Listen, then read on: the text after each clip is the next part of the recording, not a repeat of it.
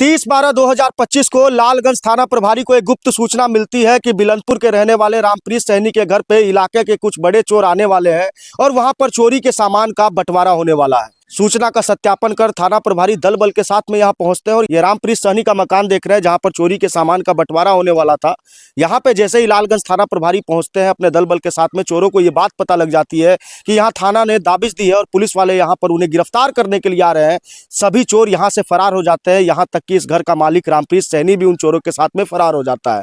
लेकिन यहाँ पे एक महिला मिलती है जो कि रामप्रीत सैनी की पत्नी, जिसका नाम कौशल्या देवी होता है, वो यहाँ पे मिलती है और पुलिस उसे अपने गिरफ्त में लेती है। और जब सख्ती से उससे पूछताछ की जाती है तो वो बताती है कि यहाँ पे मेरे पति जो है वो अलग अगल बगल के इलाकों में चोरी करवाते थे और यहाँ पर सबका सामान एकत्रित किया जाता था और एकत्रित करने के बाद में अब जो है उसका बंटवारा किया जाना था, लेकिन पहले ही पुलिस यहाँ आ जाती है और सारे चोर फरार हो जाते हैं।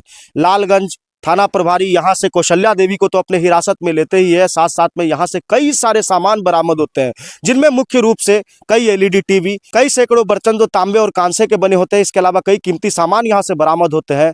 मामले की सूचना पाकर के अगले दिन यानी ठीक साल के अंतिम दिन 31 दिसंबर 2025 को लालगंज एसडीपीओ एक प्रेस कॉन्फ्रेंस बुलाते हैं। इस मामले की पूरी जानकारी देते हैं। लालगंज पुलिस को सूचना मिली कि अभी जो है सभी साथी अपराध कर्मी वहां पर आए हुए हैं और चोरी के सामान का बंटवारा किया जा रहा है। सूचना पाकर जब पुलिस टीम वहां पहुंची तो पुलिस की गाड़ी को देखकर करीब 5-6 की संख्या में संदिग्ध व्यक्ति भागने लगे, जिसको पकड़ने का प्रयास पुलिस के द्वारा किया गया, लेकिन सभी भागने में सफल हो गए।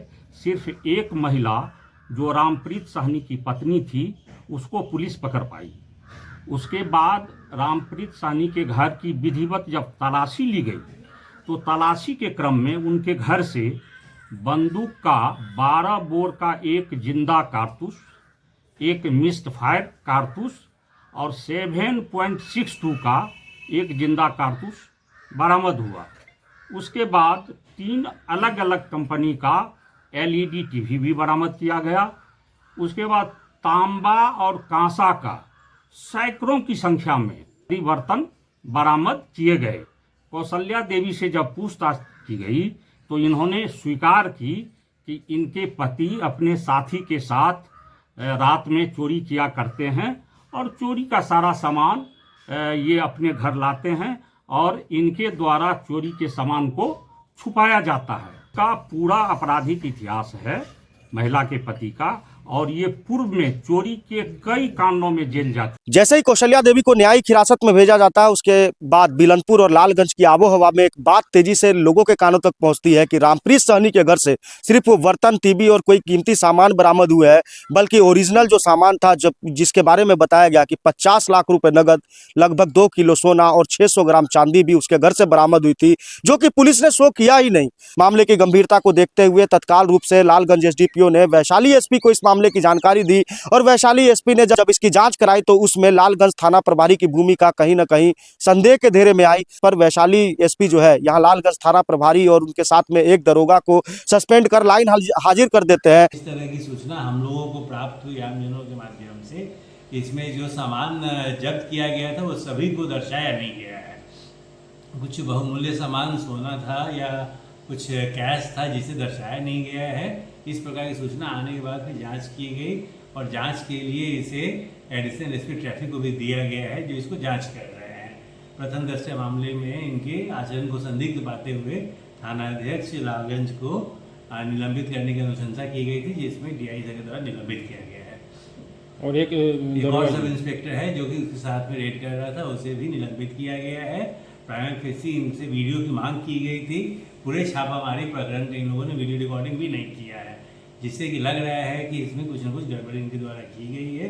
जांच रिपोर्ट आने के बाद सख्त से सख्त कार्रवाई की जाएगी। आसपास के लोग बता रहे हैं कि सर लाखों की संख्या में कैश और सोने और चांदी खुलकर सामने तो नहीं आया है, लेकिन ये चर्चा लोगों में हो रही है, इसीलिए हम लोग जांच कर रहे हैं और इसमें जो भी दोषी होगा उन सब पे कार्रवाई की जाएगी। कि रामप्रीत सहनी सारे जगह से जो चोरी किए हुए जो सामान होते हैं, जो कीमती गहने जेवरात और नगद होते हैं, वो अपने घर में आकर के छुपाता था और उसकी पत्नी जो है उसे छुपाने में उसकी मदद करती थी। और घर में आपको ये गड्ढे दिख रहे होंगे, इस गड्ढे के अंदर वो जमीन के अंदर गाड़ करके सोने चांदी को रखती थी। और ऐसे में थाना प्रभारी यहाँ से तमाम वो कीमती सामान अपने साथ में लेकर के जाते हैं और पुलिस की जब्ती सूची में भी नहीं रहता है। डीआईजी जब यहाँ पर पहुंच करके जब सारे मामलों की जानकारी जुटाते हैं और इनपुट के आधार पर सारी चीजें पाते हैं, तब उन्हें यह बिल्कुल स्पष्ट हो जाता है कि पूरी की पूरी गलती लालगंज थाना प्रभारी की है। और लालगंज थाना प्रभारी सहित इस काम के अंदर जो भी व्यक्ति शामिल थे, जो भी अधिकारी शामिल थे या पुलिस के तंत्र शामिल थे, उनके ऊपर एफआईआर के आदेश दिए जाते हैं। जिन 4 लोगों पे एफआईआर किया गया है उसमें सबसे पहले मैं आपको बताऊं कि संतोष कुमार जो कि लालगंज के थाना प्रभारी थे, उनके ऊपर एफआईआर किया गया है। इसके अलावा सुमन झा जो कि दरोगा थे लालगंज थाना के, उनके ऊपर भी एफआईआर किया गया है। इसके अलावा सोनू कुमार और मिथिलेश कुमार, जो सोनू कुमार है वो अनुबंध चालक थे और मिथिलेश कुमार जो है प्राइवेट चालक थे थाना के, इन 4 लोगों पे एफआईआर का आदेश किया गया है। लेकिन एक जानकारी और बता देना चाहता हूं कि जो सुमन कुमार जो दरोगा है, उनके ऊपर साल 2024 के अंदर मुजफ्फरपुर के अंदर विजिलेंस टीम ने उन्हें गिरफ्तार किया था 11,000 रुपए की घूस लेते हुए। यह मामला अभी कोर्ट में लंबित ही है और ठीक 1 साल बाद में इस तरीके की घटना सुमन कुमार ने यहाँ पर थाना प्रभारी के साथ में मिल करके की। तो क्या ये सोचने वाली बात है कि वर्दी की भेष में चोर भी अपना आतंक मचाने से बाज नहीं आ रहे हैं। थाना अध्यक्ष लालगंज और थाना के कुछ अधिकारियों और कर्मियों पर कतिपय गंभीर आरोप लगे हैं और उसकी जांच एडिशनल एसपी ट्रैफिक से कराई गई है। और जांच में प्रथम दृष्टया कुछ विधि विरुद्ध काम का जो है साक्ष्य पाया गया है और उसी क्रम में हम लोग भी यहाँ पर जांच करने आए थे। और अब निर्णय लिया गया है कि जो भी विधि विरुद्ध काम किया गया है उसके कारण संबंधित पदाधिकारियों और कर्मियों पर प्राथमिकी दर्ज की जाएगी और विधि सम्मत कार्रवाई की जाएगी। सर, सोना चांदी के जेवर और पैसे की बात हो रही है, तो क्या कुछ वैसे लोग मिले हैं जो कहें कि हम देखें ले जाते हैं?